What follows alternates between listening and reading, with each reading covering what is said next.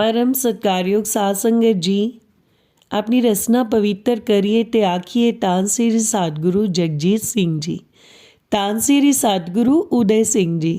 साध संगत जी, साखी दा सिरलेख है हंस हंसणी। ये साखी संबंधित है प्रीतम सिंह पुत्र ज्वाला सिंह मठाड़ू ते बीबी चन्नन कौर पिता उधम सिंह जलंधर। साखी है हंस हंसनी।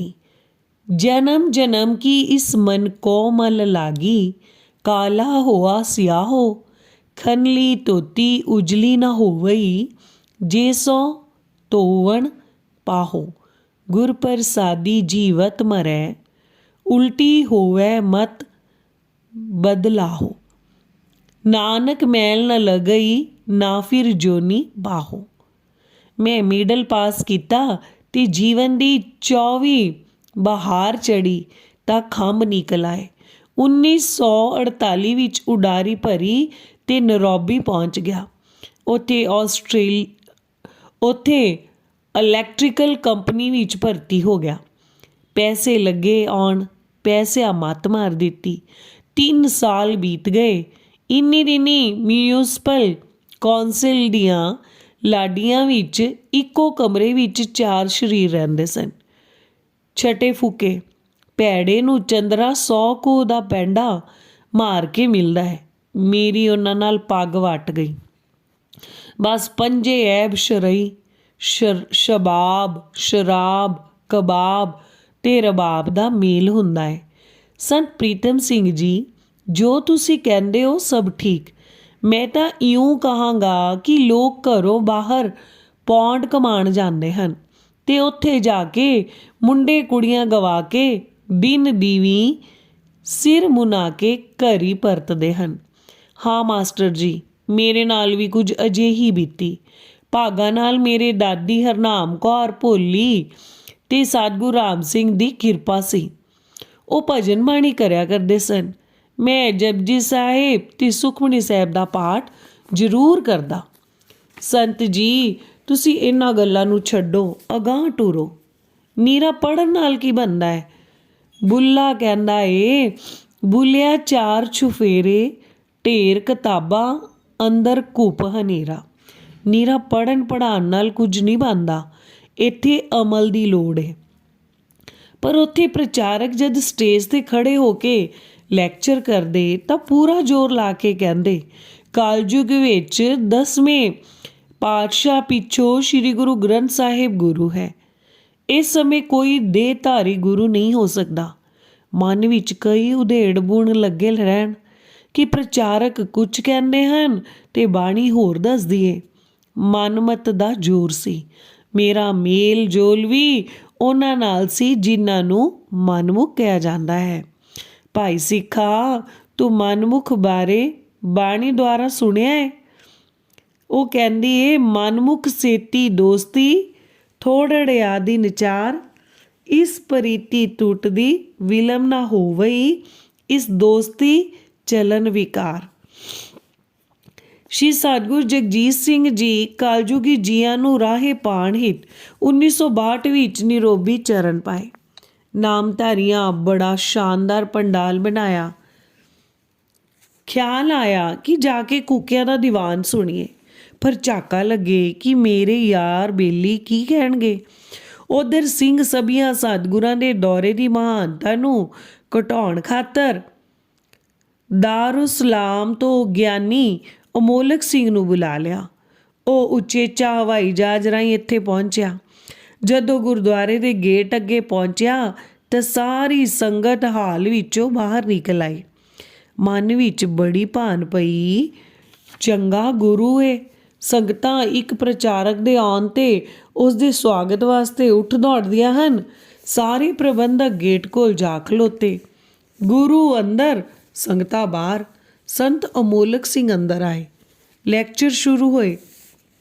ਸਭ ਤੋਂ ਪਹਿਲਾਂ ਬੀਬੀ ਰਜਿੰਦਰ ਕੌਰ ਸਕੱਤਰ ਨੇ ਗਰਮਾ ਗਰਮ ਤਕਰੀਰ ਕੀਤੀ।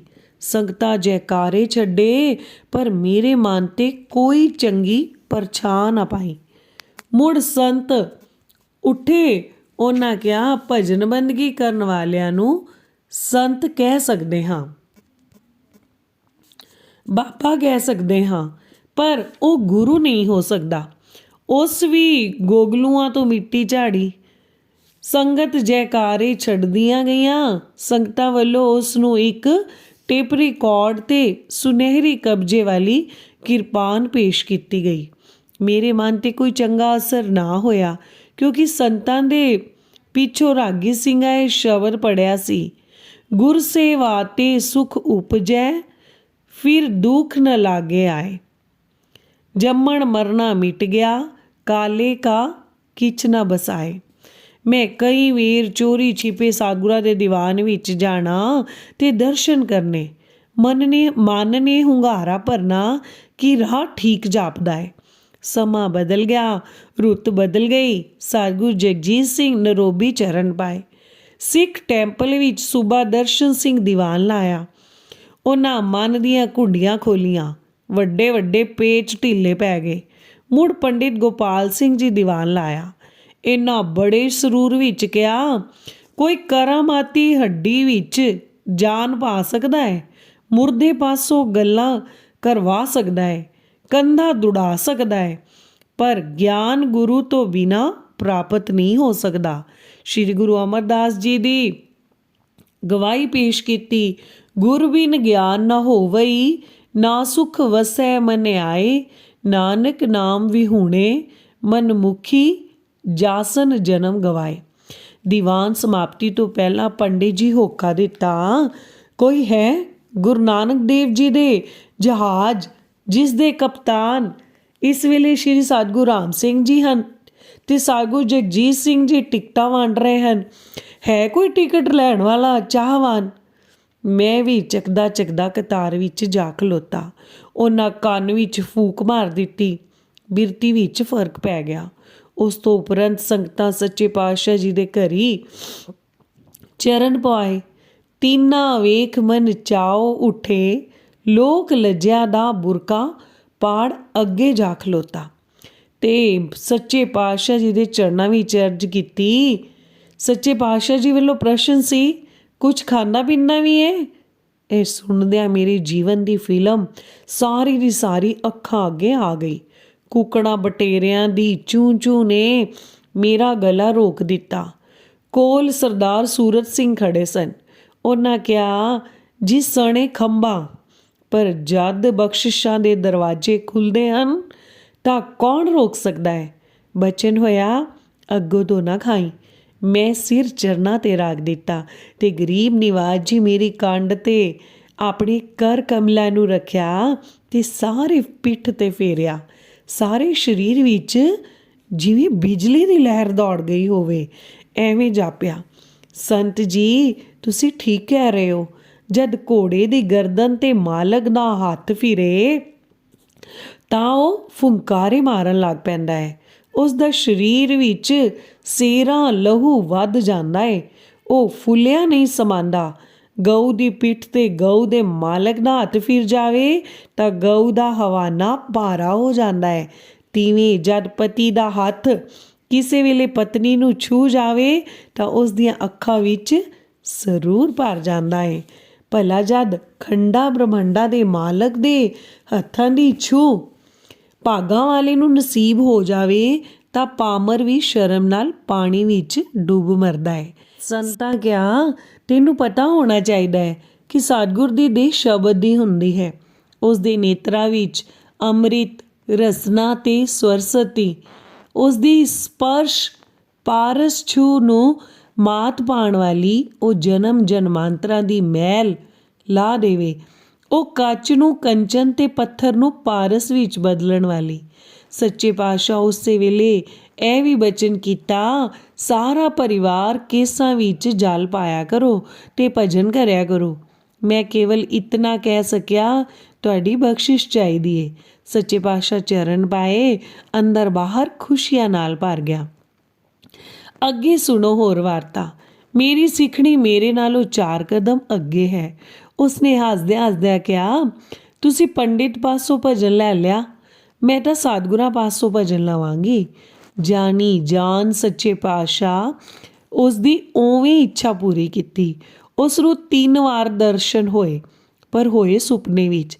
ਸਤਿਗੁਰੂ ਰਾਮ ਸਿੰਘ ਜੀ, ਸਾਗੂ ਪ੍ਰਤਾਪ ਸਿੰਘ ਤੇ ਸਾਗੂ ਜਗਜੀਤ ਸਿੰਘ ਜੀ ਮਹਾਰਾਜ ਜਦ ਦਰਸ਼ਨ ਹੁੰਦੇ, ਇਹ ਡੰਡੌਤਾ ਕਰਦੀ ਤੇ ਖੁਸ਼ੀਆਂ ਲੈਂਦੀ।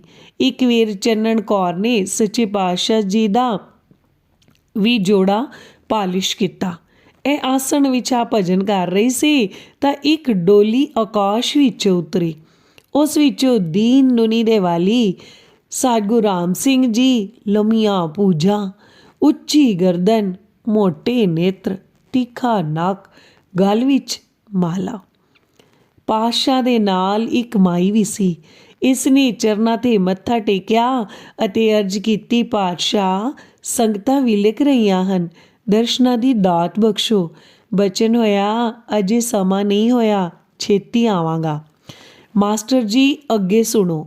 ਨਵੀਂ ਕਹਾਣੀ ਭਗਵਾਨ ਕ੍ਰਿਸ਼ਨ ਬਾਰੇ ਇਤਿਹਾਸ ਦੱਸਦਾ ਹੈ ਕਿ ਉਹਨਾਂ ਦੀਆਂ 16,000 ਗੋਪੀਆਂ ਸਨ ਤੇ ਭਗਵਾਨ ਕ੍ਰਿਸ਼ਨ ਸਭਨਾਂ ਦੀਆਂ ਕਾਮਨਾਵਾਂ ਪੂਰੀਆਂ ਕਰਦੇ ਸਨ। ਅੱਜ ਇਸ ਸਾਇੰਸ ਦੇ ਯੁੱਗ ਵਿੱਚ ਇਸ 'ਤੇ ਟੀਕਾ ਟਿੱਪਣੀ ਤੇ ਕਿੰਤੂ ਕੀਤੇ ਜਾਂਦੇ ਹਨ, ਪਰ ਸਾਨੂੰ ਜੋ ਵਿਖਾਇਆ ਗਿਆ ਹੈ ਉਸ ਤੋਂ ਸਪਸ਼ਟ ਹੁੰਦਾ ਹੈ ਕਿ ਜੇ ਭਗਵਾਨ ਦੀਆਂ 16,000 ਗੋਪੀਆਂ ਕੀ 16 ਕਰੋੜ ਵੀ ਹੁੰਦੀਆਂ ਤਾਂ ਉਹ ਸਬਸ ਦੀ ਕਾਮਨਾਵਾਂ ਪੂਰੀਆਂ ਕਰ ਸਕਦੇ ਸਨ। ਇਸ ਸੰਬੰਧ ਵਿੱਚ ਇੱਕ ਨਿੱਜੀ ਘਟਨਾ ਪੇਸ਼ ਕਰਨੀ ਜ਼ਰੂਰੀ ਸਮਝਦਾ ਹਾਂ। ਉਸ ਦਾ ਨਕਸ਼ਾ ਪੇਸ਼ ਕਰਨ ਲੱਗਿਆ ਹੀ ਮੇਰੇ ਮਨ ਅੰਦਰ ਖੁਸ਼ੀ ਦੀਆਂ ਲਹਿਰਾਂ ਦੌੜਨ ਲੱਗ ਪਈਆਂ ਹਨ। ਇਸ ਸਮੇਂ ਕਲਯੁਗ ਵਿੱਚ ਮੇਰੇ ਭਗਵਾਨ ਹਨ ਸ਼੍ਰੀ ਸਾਗੂ ਜਗਜੀਤ ਸਿੰਘ ਜੀ ਮਹਾਰਾਜ, ਜਿਨ੍ਹਾਂ ਮੇਰੇ ਮਨ ਦੀਆਂ ਕੁੰਡੀਆਂ ਖੋਲੀਆਂ, ਮੇਰੀ ਸ਼ੰਕੇ ਨਵੀਰਤ ਕੀਤੇ। ਜਰਾ ਸੁਣੋ, ਕਿੱਥੇ ਇਹ ਕਾਲਿਆਂ ਦੀ ਧਰਤੀ, ਕਿੱਥੇ ਸ਼੍ਰੀ ਭੈਣੀ ਸਾਹਿਬ ਹਜ਼ਾਰਾਂ ਕੋਹਾਂ ਦੀਆਂ ਵਿੱਥਾਂ, ਰਾਹ ਵਿੱਚ ਭਾਰੀ ਸਮੁੰਦਰ, ਜੰਗਲ, ਬੇਲੇ, ਮਰੂਸਥਲ ਤੇ ਕਈ ਥਾਈਂ ਉੱਜੇ ਨੀਵੇਂ ਪਰਬਤ, ਪਰ ਮਨ ਦੇ ਵੱਲ ਕੱਢਣ ਹਿਤ ਉਹਨਾਂ ਇੱਥੇ ਆ ਦਰਸ਼ਨ ਦਿੱਤੇ। ਬਿਨਾਂ ਵਾਯੂ ਵਾਹਨ, ਬਿਨਾਂ ਰੇਲ ਗੱਡੀ, ਬਿਨਾਂ ਮੋਟਰ ਕਾਰ, ਘਟਨਾ ਬਹੁਤ ਦੂਰ ਦੀ ਨਹੀਂ। ਨਰੋਬੀ ਦੀਆਂ ਸੰਗਤਾਂ ਦਰਸ਼ਨਾਂ ਵਾਸਤੇ ਅਰਜ਼ ਕਰ ਭੇਜੀ, ਜਿਹੜੀ ਪ੍ਰਵਾਨ ਹੋ ਗਈ। ਸੰਗਤਾਂ ਤੋਂ ਪੁੱਛ ਗਿੱਛ ਕੀਤੀ ਕਿ ਉਹ ਕਿੰਨੀਆਂ ਟਿਕਟਾਂ ਦਾ ਪ੍ਰਬੰਧ ਕਰ ਸਕਦੇ ਹਨ। ਮੈਂ ਅਜੇ ਨਵਾਂ ਹੀ ਕੂਕਾ ਬਣਿਆ ਸਾਂ, ਸੋਚਾਂ ਦੇ ਸਾਗਰ ਵਿੱਚ ਠਿਲ ਪਿਆ। ਟਿਕਟਾਂ ਦੀ ਕੀ ਲੋੜ? ਕਿੰਨਾ ਸਮਾਂ ਐਵੇਂ ਹੀ ਮਨ ਰਿਓੜੀਆਂ ਭੰਨਦਾ ਰਿਹਾ। ਕੈਸਾ ਗੁਰੂ ਹੈ? ਟਿਕਟਾਂ ਵਾਸਤੇ ਪੈਸੇ ਇਕੱਠੇ ਕੀਤੇ ਜਾਂਦੇ ਹਨ। ਪਿਛਲੇ ਗੁਰੂ ਸਨ ਕਿ ਅਰਜ਼ ਕੀਤੀ ਨਹੀਂ ਕਿ ਸੇਵਕਾਂ ਦੇ ਕਾਰਜ ਰਾਸ। ਗੁਰੂ ਨਾਨਕ ਦੇਵ ਜੀ ਬੇਬੇ ਨਾਨਕੀ ਦੀ ਯਾਦ ਤੇ ਮੱਕਿਓ ਸੁਲਤਾਨਪੁਰ ਆ ਪਹੁੰਚੇ ਸਨ। ਗੁਰੂ ਤੇਗ ਬਹਾਦਰ ਮੱਖਣ ਸ਼ਾਹ ਲੁਬਾਣੇ ਦਾ ਜਹਾਜ਼ ਬੰਨੇ ਲਾਇਆ ਸੀ। ਸਤਿਗੁਰੂ ਰਾਮ ਸਿੰਘ ਜੀ ਘੜੀਆਂ ਪਲਾਂ ਵਿੱਚ ਰਾਏ ਸਿੰਘ ਨੂੰ ਸ਼ੇਰ ਦੇ ਮੂੰਹ ਪੈਣੋਂ ਬਚਾਇਆ ਸੀ। ਸਤਿਗੁਰੂ ਪ੍ਰਤਾਪ ਸਿੰਘ ਜੀ ਦਲੀਪ ਸਿੰਘ ਹਿਸਾਰੀਏ ਦੀ ਅੱਧੀ ਰਾਤੀ ਉੱਠ ਕੇ ਚਿੱਤਰੇ ਪਾਸੋਂ ਰੱਖਿਆ ਕੀਤੀ ਸੀ। ਇੱਥੇ ਟਿਕਟਾਂ ਦਾ ਖਰਚਾ ਮੰਗਿਆ ਜਾ ਰਿਹਾ ਹੈ। ਇਹਨਾਂ ਸੋਚਾਂ ਵਿਚਾਰਾਂ ਵਿੱਚ ਦਿਨ ਬੀਤ ਗਿਆ। ਸੂਰਜ ਨੂੰ ਹਨੇਰੇ ਨੇ ਘੇਰਾ ਪਾ ਲਿਆ। ਕੀਰਤਨ ਸੋਹਿਲੇ ਦਾ ਪਾਠ ਕੀਤਾ ਤੇ ਬਰਾਜ ਗਿਆ। ਰਾਤ ਢਲ ਗਈ, ਖਿੱਤੀਆਂ ਔ ਚਲੀਆਂ ਗਈਆਂ। ਅੰਮ੍ਰਿਤ ਵੇਲਾ ਹੋ ਗਿਆ। ਮੰਜੇ ਨੂੰ ਲੱਤ ਮਾਰੀ ਤੇ ਇਸ਼ਨਾਨ ਕੀਤਾ। ਗੜਵਾ ਜਲਦਾ ਰੱਖਿਆ, ਧੂਫ ਧੁਖਾਈ, ਆਸਣ ਵਿਛਾਇਆ ਤੇ ਮਾਲਾ ਫਾੜ ਬਹਿ ਗਿਆ। ਲਾਗੇ ਹੀ ਚੰਨਣ ਕੌਰ ਗੁਰਚਰਨਾਂ ਨਾਲ ਜੁੜ ਗਈ। ਬੀਬੀ ਜੋਗਿੰਦਰ ਕੌਰ ਵੀ ਇਸ਼ਨਾਨ ਕਰ ਬਿਰਤੀ ਸਤਿਗੁਰਾਂ ਦੇ ਚਰਨਾਂ 'ਤੇ ਟਿਕਾਈ। ਵਾਹ ਭਈ ਵਾਹ, ਤੁਹਾਡਾ ਪਰਿਵਾਰ ਤਾਂ ਮਾਤਲੋਕ ਤੇ ਮਾਨ ਸਰੋਵਰ। ਇਤਨਾ ਸੁਖਾਵਾਂ ਵਾਤਾਵਰਨ, ਇਤਨਾ ਭਾਗਸ਼ੀਲ ਪਰਿਵਾਰ। ਹੰਸਤੇ ਹੰਸਲੇ ਮੋਤੀ ਚੋਗ ਚੁਗਣ, ਭੜਵੀਂ ਸਵਰਗਾਪੁਰੀ ਦਾ ਮੁਕਾਬਲਾ ਕਰ ਸਕਦੀ ਏ। ਨਹੀਂ ਮਾਸਟਰ ਜੀ, ਐਵੇਂ ਨਾ ਫੂਕ ਚਾੜੋ। ਇਹ ਪੂਰਨ ਸੱਚ। ਤੂੰ ਕਥਾ ਅੱਗੇ ਟੋਰ। ਸਿਮਰਨ ਕਰਦਿਆਂ ਅੱਧਾ ਕੁ ਘੰਟਾ ਬੀਤਿਆ ਹੋਣਾ ਏ ਕਿ ਕੰਨਾਂ ਵਿੱਚ ਕੁਰਰ ਦੀ ਆਵਾਜ਼ ਪਈ। ਬਾਹਰਲੇ ਦਰਵਾਜ਼ੇ 'ਤੇ ਲਾਈਟਾਂ ਦਾ ਲਿਸ਼ਕਾਰਾ ਵੀ ਵੱਜਾ। ਕੋਈ ਅੱਖ ਨਹੀਂ ਲੱਗੀ, ਊਂਘ ਨਹੀਂ ਆਈ, ਸੁਪਨਾ ਨਹੀਂ ਵੇਖਿਆ। ਜਾਗਦਿਆਂ ਇਨ੍ਹਾਂ ਨੇਤਰਾਂ ਨਾਲ ਤੱਕਿਆ। ਜਾਗਦਿਆਂ ਇਹਨਾਂ ਨੇਤਰਾਂ ਨਾਲ ਤੱਕਿਆ। ਖਿਆਲ ਆਇਆ ਸੂਬਾ ਦਰਸ਼ਨ ਸਿੰਘ ਕੰਪਾਲੇ ਗਿਆ ਹੋਇਆ ਸੀ। ਉਹਨਾਂ ਦੀ ਰਿਹਾਇਸ਼ ਓਨੀ ਦਿਨ ਹੀ ਸਾਡੇ ਫਲੈਟ ਵਿੱਚ ਸੀ। ਉਹ ਆਇਆ ਹੋਣਾ ਹੈ। ਇਤਨੀ ਨੂੰ ਦਰਵਾਜ਼ਾ ਖੁੱਲ੍ਹਣ ਦੀ ਆਵਾਜ਼ ਆਈ ਤੇ ਨਾਲ ਹੀ ਪਊਆਂ ਦੀ ਖਟ-ਖਟ। ਹੁਣ ਸਾਰਾ ਕਮਰਾ ਪ੍ਰਕਾਸ਼ ਨਾਲ ਲੱਟ-ਲੱਟ ਨੂਰੋ ਨੂਰ ਹੋ ਗਿਆ। ਉਹ ਮੋਹਣੀ ਮੂਰਤ ਜਿਸ ਦੀ ਖਿੜਵੀਂ ਤਸਵੀਰ ਕਵੀ ਪ੍ਰੀਤਮ ਸਿੰਘ ਜੀ ਖਿੱਚੀ ਏ। ਉਤਾਂ ਨਿਗਾਹ ਕੀਤੀ, ਪ੍ਰਤੱਖ ਦਰਸ਼ਨ, ਸਾਖਿਆਤ ਦੀਦਾਰੇ, ਵਿਸਮਾਦਤਾ ਪਸਰ ਗਈ। ਕੁਝ ਵਰਣਨ ਨਹੀਂ ਕੀਤਾ ਜਾ ਸਕਦਾ। ਸਾਰਾ ਹੀ ਪਰਿਵਾਰ ਵੈਰਾਗੀ ਹੋ ਗਿਆ। ਮੰਜੇ ਤੇ ਜਾ ਲੇਟਿਆ। ਬੋਲਣ ਦੀ ਵਾਹ ਨਾ ਰਹੀ। ਰਾਮ ਗੁਰ ਮੋਹਨ ਮੋਹੇ ਮਨ ਲਈਆ, ਹਉ ਆਕਲ ਬਿਕਲ ਭਈ ਗੁਰ ਦੇਖੇ, ਹਉ ਲੋਟ ਪੋਟ ਹੋਏ ਪਈਆ। ਰੰਗ ਚੜ ਗਿਆ, ਮਸਤੀ ਛਾ ਗਈ। ਕੁਝ ਔੜਦਾ ਨਹੀਂ। ਕੀ ਦੱਸਾਂ, ਭਰਮ ਦੇ ਗੇੜ ਵਿੱਚ ਤਰੇੜਾਂ ਪੈ ਗਈਆਂ। ਉਸ ਦੇ ਥੰਮ ਥਿੜਕ ਗਏ। ਆਨਨ ਫਾਨਨ ਵਿੱਚ ਸਭ ਕੁਝ ਧੜੈ ਕਰਦਾ ਧਰਤੀ ਤੇ ਜਾ ਡਿੱਗਾ। ਫੂਟੋ ਆਂਡਾ ਭਰਮ ਕਾ ਮਨੇ ਪਿਆ ਪਰਗਾਸ, ਕਾਟੀ ਬੇੜੀ ਪਗੇ ਤੇ ਗੁਰੂ ਕੀਨੀ ਬਨ ਖਲਾਸ। ਭਰੋਸਾ ਬੱਝ ਗਿਆ ਕਿ ਗੁਰ ਗੋਬਿੰਦ ਗੋਪਾਲ ਗੁਰ, ਗੁਰ ਪੂਰਨ ਨਾਰਾਇਣ, ਗੁਰ ਦਇਆਲ ਸਮਰੱਥ ਗੁਰ, ਗੁਰੂ ਨਾਨਕ ਪਤਿਤ ਉਦਾਹਰਣੇ। ਗੁਰ ਸੱਚੇ ਪਾਤਸ਼ਾਹ ਜੀ ਨੇ ਸਾਡਾ ਮਨ ਖਿੱਚ ਲਿਆ ਤੇ ਬੀਬੀ ਚੰਨਣ ਕੌਰ ਤੇ ਮੈਂ ਸਤਿਗੁਰਾਂ ਦੇ ਸਿੱਖ ਵੱਜ ਗਏ। ਸਾਰੇ ਹੀ ਆਖ ਲਈਏ ਧੰਨ ਸ੍ਰੀ ਸਤਿਗੁਰੂ ਜਗਜੀਤ ਸਿੰਘ ਜੀ। ਉਹਨਾਂ ਦੇ ਚਰਨਾਂ 'ਤੇ ਸਾਡੀ ਅਨੇਕਾਂ ਵਾਰ ਡੰਡੌਤ ਬੰਦਨਾ ਹੈ।